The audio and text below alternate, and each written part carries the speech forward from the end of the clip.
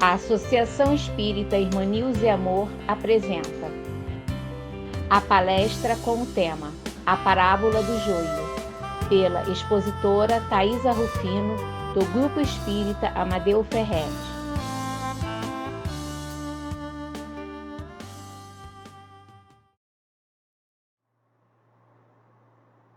Boa noite a todos os companheiros e companheiras da Associação Espírita Irmã Nilze Amor. É com grande satisfação que recebemos o convite para o canal do YouTube da casa, para estudarmos um pouco mais. E para nós darmos início ao estudo da noite de hoje, convido a todos para fazermos a oração, a prece inicial. Fiquem à vontade, né? Quem quiser fechar os olhos, quem não quiser. Então, que possamos, nesse momento de oração, agradecer a Deus a oportunidade de estarmos aqui reunidos para mais um esclarecimento a respeito do Evangelho de Jesus. Que possamos abrir a nossa mente e o nosso coração para o assunto que será tratado hoje aqui. Agradecemos todo o amparo e assistência da espiritualidade amiga.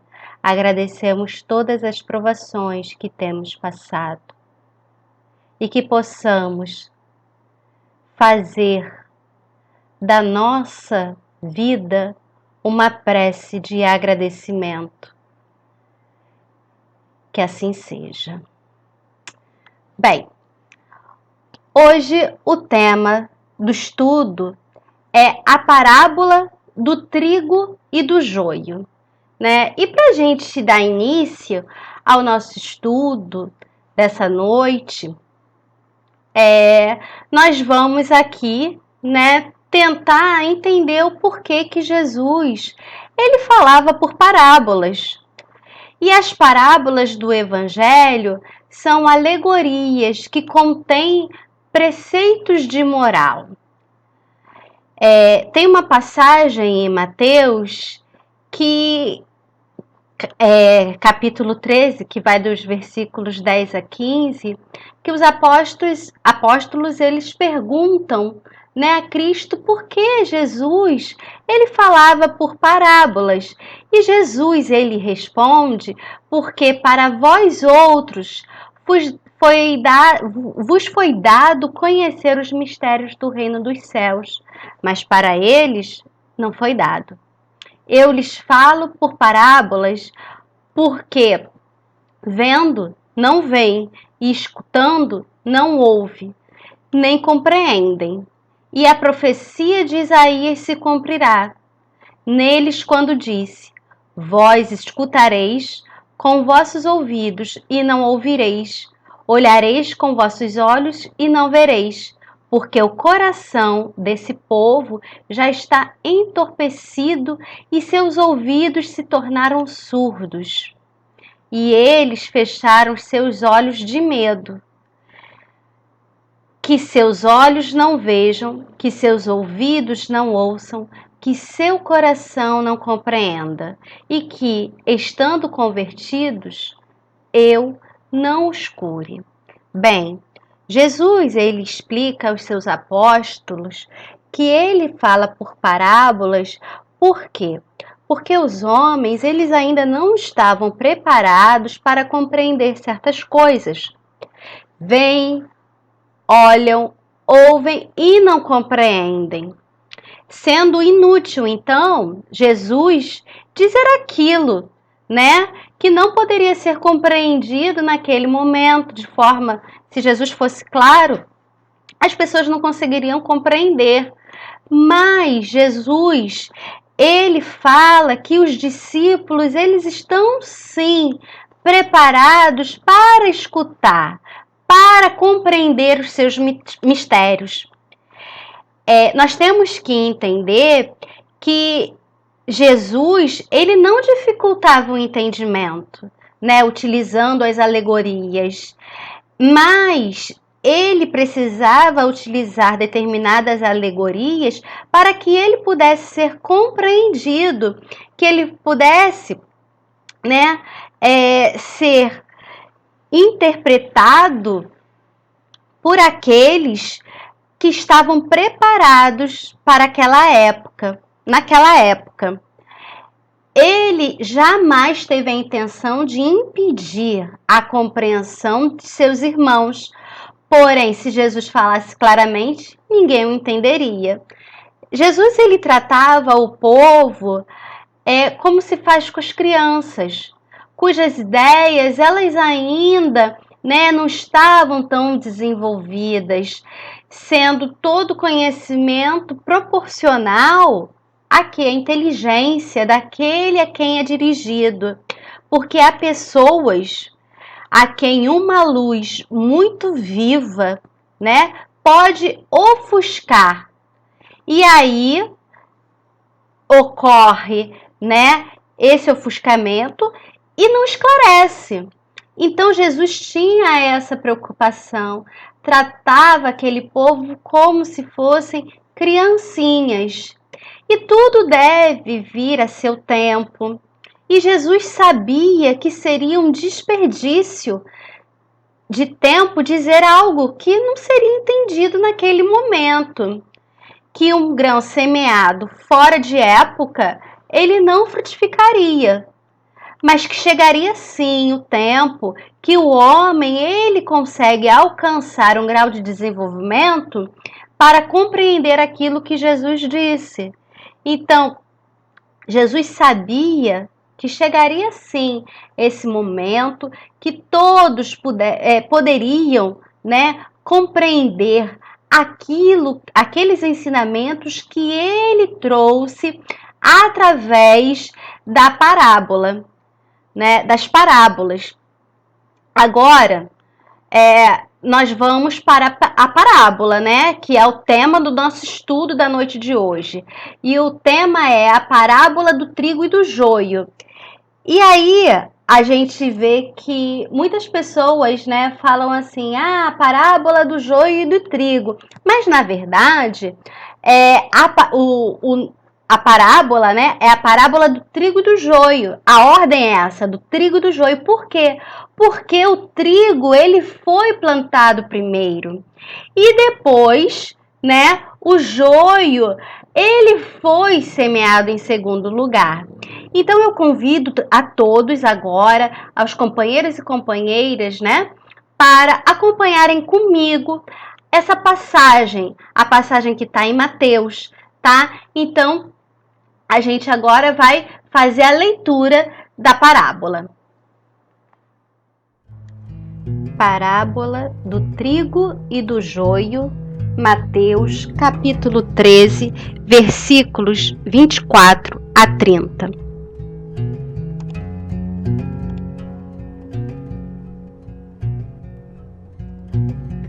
O reino dos céus é como um homem que semeou boa semente em seu campo. Mas enquanto todos dormiam, veio seu inimigo e semeou o joio no meio do trigo e se foi. Quando o trigo brotou e formou espigas, o joio também apareceu. Os servos do dono do campo dirigiam-se a ele e disseram: O Senhor não semeou boa semente em seu campo? Então de onde veio o joio? O inimigo fez isso, respondeu ele. Os servos lhe perguntaram: O Senhor quer que vamos tirá-lo? Ele respondeu: Não, porque ao tirar o joio, vocês poderão arrancar com ele o trigo. Deixe que cresçam juntos até a colheita. Então direi aos encarregados da colheita: juntem primeiro o joio e amarrem-no em feixes para ser queimado. Depois, juntem o trigo e guardem-no no meu celeiro.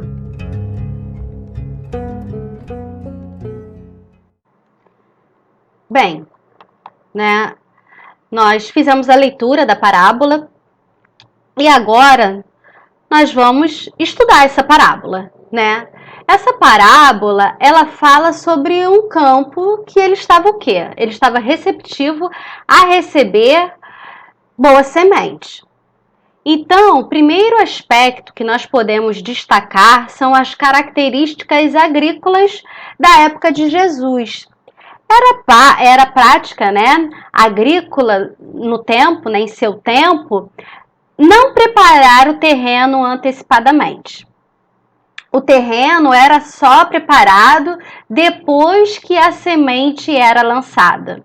E a ceifa? Como se fazia essa ceifa? A ceifa, ela fazia, né? Ela fazia, era na ceifa, desculpa, que se fazia a separação delicadamente, mais delicada do que era a erva daninha e do que seria a planta cultivada, cujo fruto era aguardado ansiosamente. Bem, percebamos o seguinte nessa parábola, né? Ocorreu que os trabalhadores, eles dormiram. E é nesse momento, que é no momento do cochilo, que o joio é semeado. E qual é o primeiro impulso, né? Quando os lavradores, eles sabem ali que foi semeado o joio. Eles perguntam ao Senhor se eles poderiam arrancar aquele joio. E esse processo de arrancar o joio, ele seria muito, muito mesmo complicado. E o senhor dessa plantação, ele orienta que se fizesse a colheita do joio, da planta que foi lançada pelo inimigo, que ela não fosse feita antes do seu crescimento. E por que o Senhor ele diz isso? Porque antes do seu crescimento completo, o joio e o trigo, eles são muito semelhantes. E essa diferença, ela só vai se dar depois, né, do crescimento completo deles. E vocês lembram, né, da imagem que nós mostramos quando lemos a parábola, né? Vocês viram que eles ali, né, no momento de crescimento, eles são verdinhos, bem parecidos. E essa diferença, né, como foi dito, como eu disse, ela só vai aparecer por completo nesse crescimento de ambos. E quais são as diferenças entre o trigo e o joio? O trigo, ele é maleável, ele se curva com facilidade. Já o joio não. O joio é muito rígido, ele não se curva nunca, ele é bem duro. O trigo, quanto mais maduro, mais fácil de colher. Já o joio, ele fica mais enraizado, mais difícil de ser colhido. Essa parábola, né, ela é muito rica, ela fala de vários assuntos ali. E quando Jesus, ele narra essa história, ele tenta esclarecer aos seus ouvintes sobre as questões dos reinos dos céus. Como esse Senhor, Jesus, ele fala, né? Ele representaria o quê? Deus para nós. E como Deus, ele faz essa administração desse campo, né? Como ocorre essa administração divina do mundo e também dos corações humanos. E qual seria essa primeira lição? Para a gente pegar como primeira lição, que nenhum de nós cresce espiritualmente e nem o mundo se desenvolve sem os cuidados de Deus e sem a providência do Pai, a ação providencial do Pai. Nós temos essa narração, né, dessa história contada pelo governador do nosso orbe, Jesus Cristo. E Jesus, ele utiliza elementos conhecidos pelo povo para que sirva de melhor entendimento, né? Ele tenta explicar a providência divina, o que a providência divina, né, através da agricultura. A providência divina, ela só semeia o trigo. Então ele vem dizer isso para nós, que a providência divina, ela só vai semear o trigo, e que é no cochilo, nesse momento que a gente dorme, né? que é o momento que nós estamos mais invigilantes, que essas forças desconectadas com a providência divina nos outros e em nós semeiam o joio. E o que seria o joio? O joio seria um elemento perturbador. Bem, vamos pensar no nosso planeta Terra, né? Quantos foram aí os espíritos que aqui encarnaram e podemos, né, ter sido nós em outras épocas e podemos também ser nós aqui, né, no presente. Quantos espíritos encarnam e encarnaram que eles não conseguiram, né, cumprir a sua missão, promover o avanço da humanidade. E aí eles falharam, eles não cumpriram a sua tarefa. Quando a gente lê a obra Os Mensageiros, a obra que é a psicografia de Chico Xavier pelo espírito André Luiz, nós temos vários depoimentos, vários relatos de espíritos que encarnaram aqui na Terra e não conseguiram cumprir a sua tarefa, né? E esse planejamento que fizeram na espiritualidade, eles não cumpriram aquilo que planejaram. E toda encarnação é uma proposta. Nós temos uma proposta de oportunidades, de melhorias, e é uma probabilidade também, porque nós fazemos inúmeros planejamentos, mas é na execução da encarnação, é quando a gente está encarnado nesse corpo de carne, né, que se revela que podemos desistir, que podemos também não extrair o melhor daquela encarnação, podemos perder o foco da nossa existência, o porquê de nós estarmos aqui e nos afastar daquilo que nós tínhamos proposto, daquilo que tinha sido o quê? Proposto por nós mesmos, pela escolha que a gente fez lá do outro lado. E aí a gente encarna e os apelos do mundo, eles são muitos. E aí nós acabamos nos envolvendo com esse mundo, né, que nós estamos mergulhados, né, de várias vibrações, de várias vontades também, da vontade que nós temos, né, de determinados comportamentos, de repetir determinados comportamentos, e aí a gente acaba se perdendo. Jesus, nessa parábola, nos mostra que a vigilância é necessária o tempo todo. Pois basta o quê? Um cochilo, uma invigilância, o momento que a gente se deixa envolver para que o joio seja colocado em nosso solo. E fica aqui uma pergunta, né, para que a gente possa refletir. Quantas vezes nós somos invigilantes? Quantas vezes nós perdemos o foco? E aí a gente tem mesmo que olhar para dentro de nós. Será que eu estou sendo vigilante o tempo todo? Será que eu não estou perdendo foco nessa minha existência? Muitas vezes nos perdemos nos nossos próprios pensamentos. Pensamentos esses que são maldosos, né? Pensamentos que são egoístas, atitudes também. Deixamos de cuidar do nosso solo e nos preocupamos em tomar conta o quê? Do solo do outro, do terreno do outro. Mas não é nossa responsabilidade ficar observando se o outro está fazendo a coisa certa ou a coisa errada. Né? A nossa falta de cuidado com o nosso solo vai nos conectando a determinadas forças que estão em desequilíbrio com a providência divina.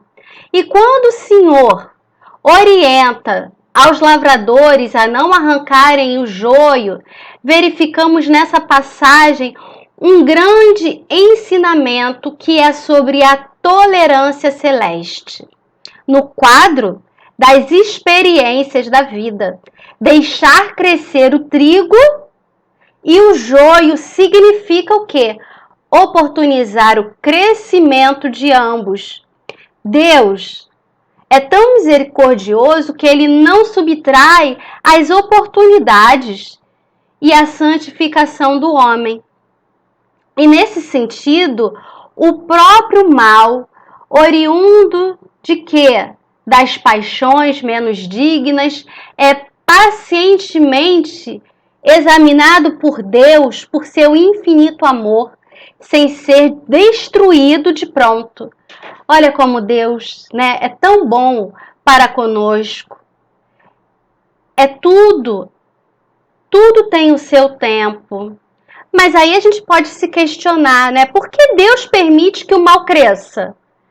Primeiramente, a gente tem que entender que a gente vive onde?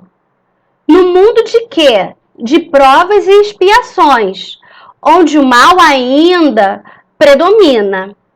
Ou seja, trazemos em nossos pensamentos, em nossas atitudes, nas nossas escolhas, que ainda não são positivas, né? O mal.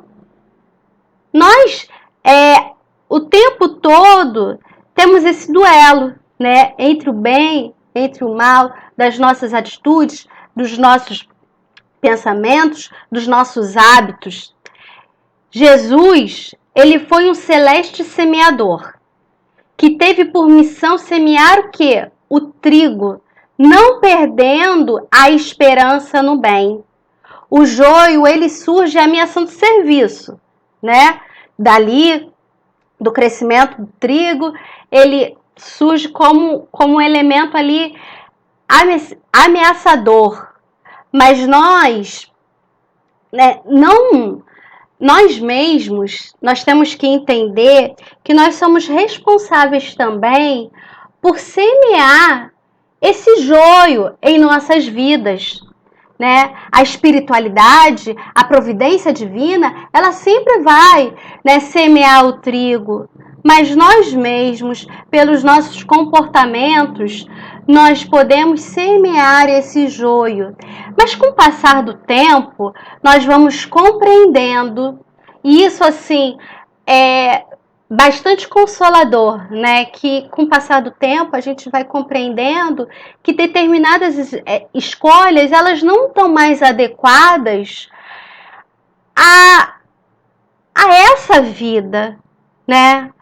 E não estão adequadas também às leis divinas.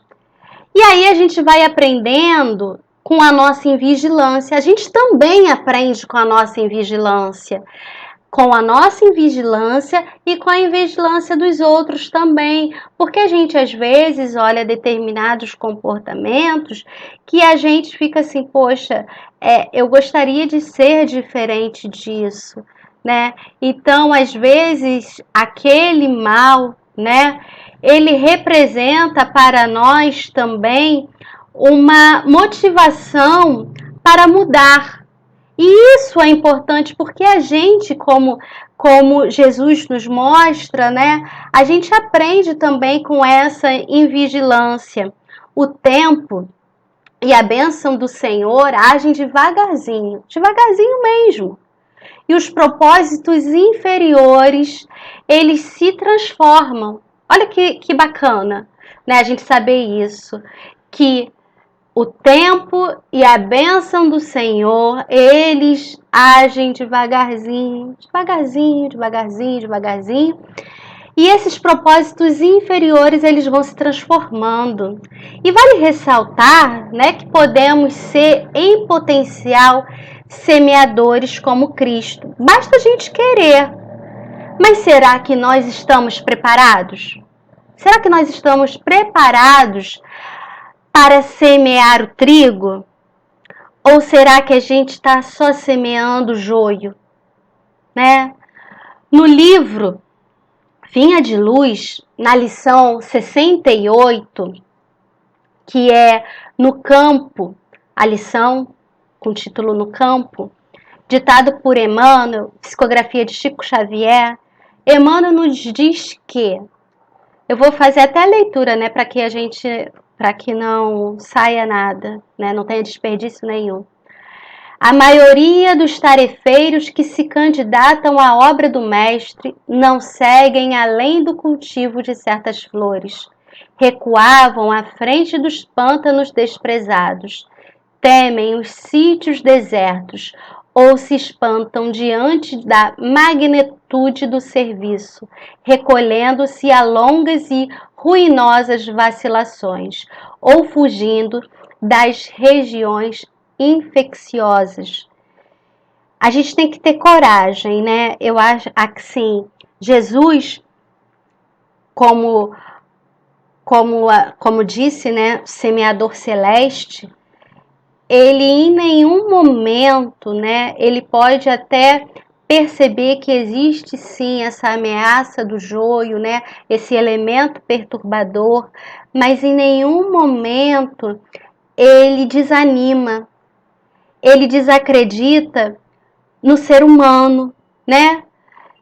E nós que estamos aqui encarnados, naqueles que desencarnaram e porventura tiveram as suas vidas ali, escolhas que não estão adequadas, né, à providência divina, Jesus não desanima.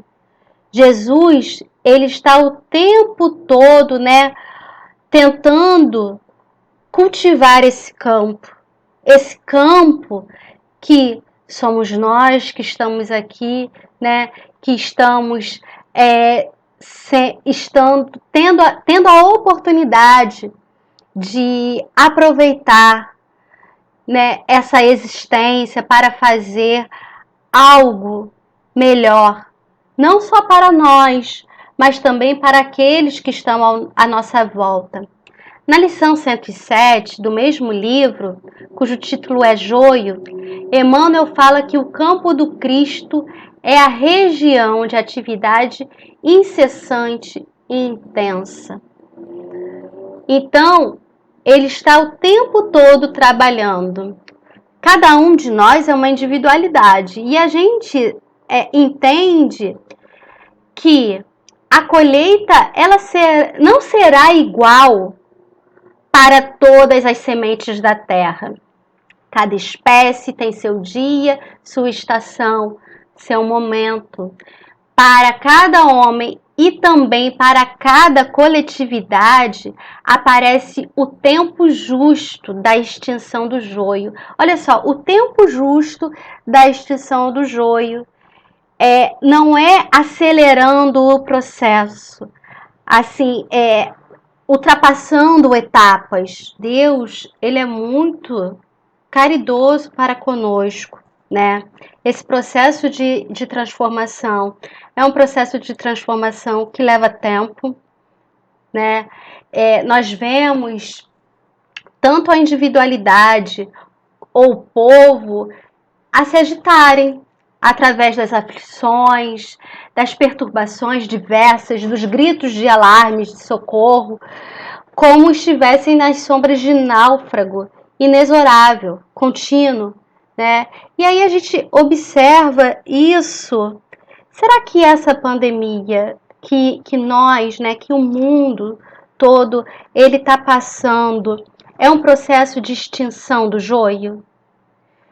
Bem, a pandemia, né, ela com toda certeza não é só um período de aflição para o indivíduo, né, mas também para toda a coletividade.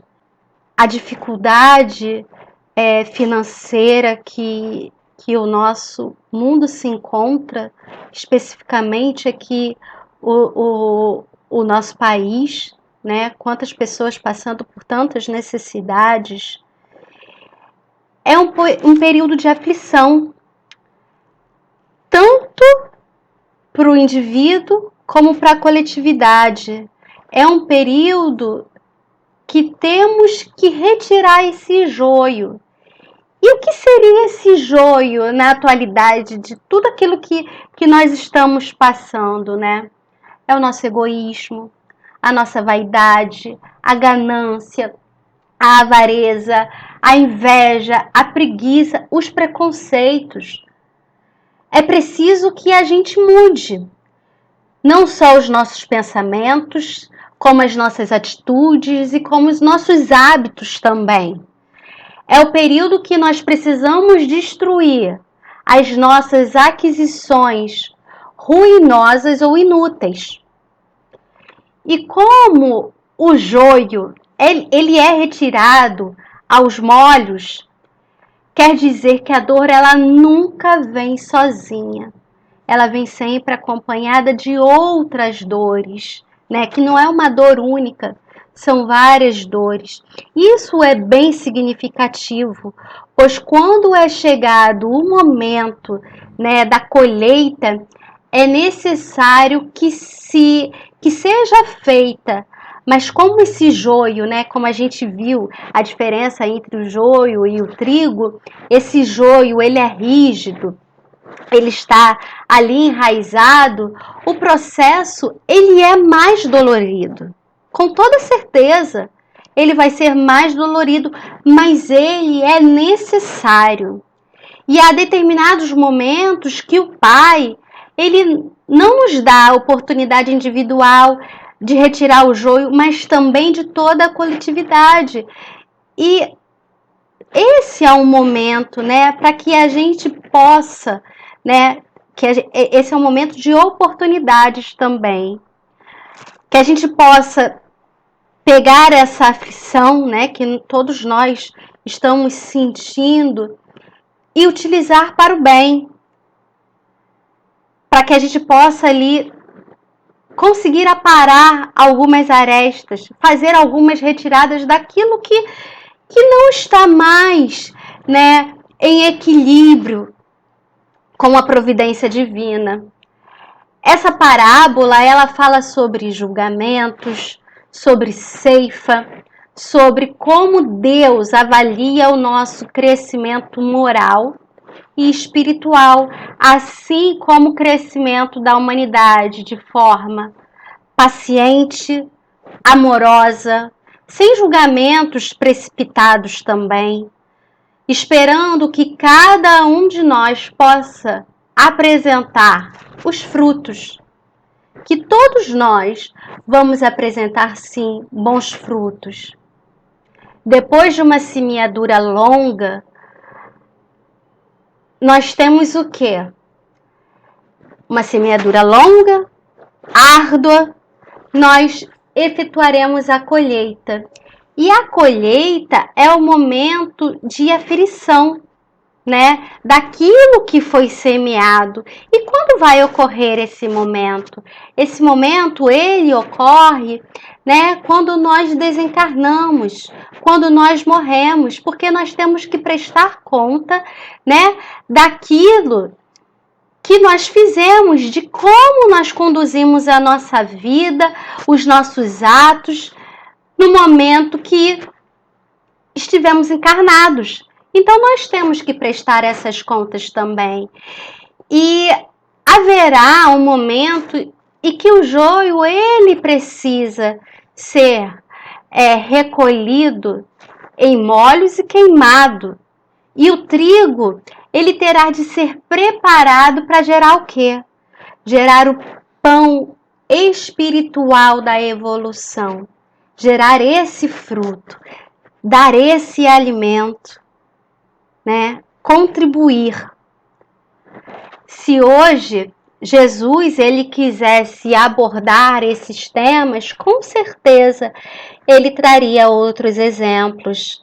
Mas como essa história ela foi contada, né, foi narrada há mais de 2000 anos atrás, Jesus ele se utilizou de elementos da agricultura que faziam parte daquele contexto histórico, né, que aquele povo vivia, para que ele pudesse esclarecer. Então, essa parábola ela é riquíssima. Ela vem, né, nos Jesus nos narra como seria, né, essa administração de Deus, como seria, e essa administração é uma administração o tempo todo, né, em busca do melhor aproveitamento de seu filho, daquele que está tendo a oportunidade de experimentar, de estar encarnado no corpo de carne, de aproveitar as oportunidades. Assim como Jesus semeou, né, o trigo, nós podemos semear o trigo também na nossa vida, na vida dos nossos semelhantes. Às vezes, a gente semeia sim, né, o joio, mas a gente não pode ficar descontente com isso, mas aproveitar tudo que nós temos como oportunidade, sim. Eu me lembro muito de uma vez explicando, né, essa parábola para as crianças, e aí o menino falou para mim assim: tia, às vezes é muito difícil só semear o trigo. Às vezes a gente semeia o joio também. Então a gente pode dizer que a gente é metade trigo e metade joio. E eu achei assim bastante interessante, né? Esse pensamento dele, porque essa é a luta mesmo que a gente está fazendo o tempo todo, né? São domar as nossas más tendências, tentar ali, né, fazer uma boa semeadura para que a gente possa ter uma colheita, e a gente também tem que se preocupar, né, da gente não cochilar, da gente não ser invigilante, da gente estar o tempo todo ali, né, cuidando do nosso solo. E aí, com certeza, isso vai ser um elemento que vai facilitar bastante a nossa vida, a nossa jornada aqui na Terra, né? E assim vai possibilitar que a gente possa ter um desencarne de forma mais harmônica também, né? Que a gente possa ter forças, né?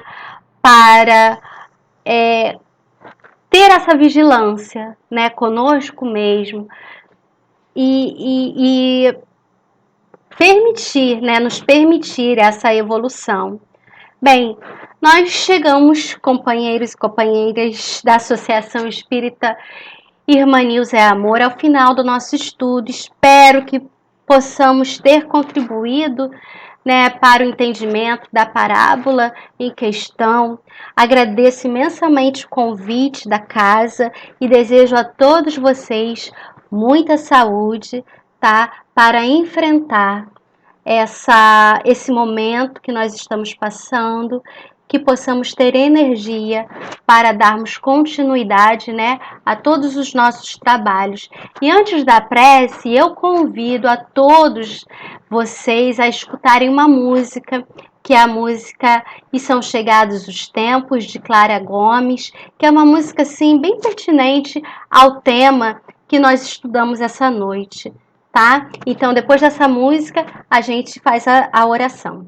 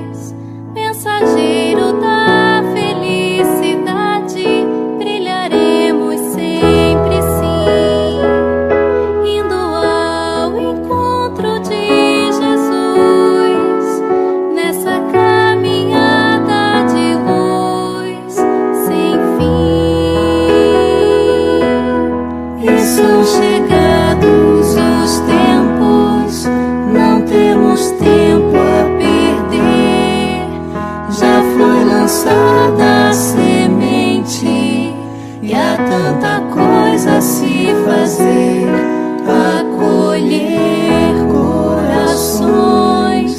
Amar é nosso papel, unificar as nações, erguer os olhos pro céu.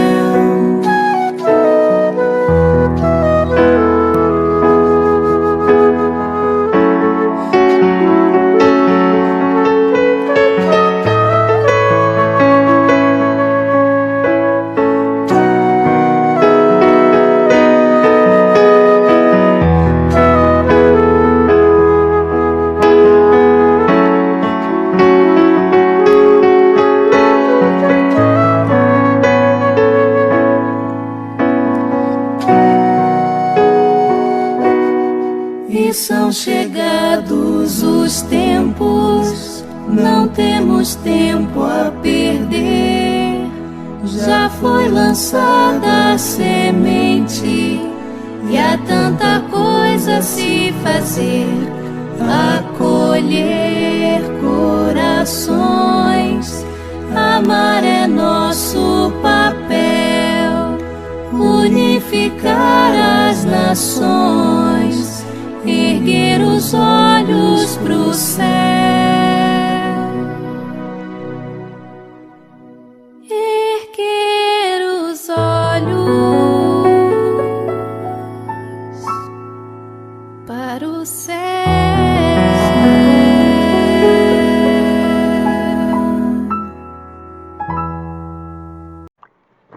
Bem, convido a todos, depois da música, né, harmonizados, que possamos fazer a oração de agradecimento final. Querido amigo Jesus, te agradecemos a oportunidade de termos chegado ao fim do nosso estudo. Que possamos, nesse momento, emitir muitas vibrações de amor, de paz, de saúde para o nosso planeta. Para todos aqueles que estão passando por momentos difíceis de aflição, que possam ser confortados pelo teu amor, pelo teu consolo. Agradecemos a todas as oportunidades que nós estamos passando. Agradecemos as dificuldades também.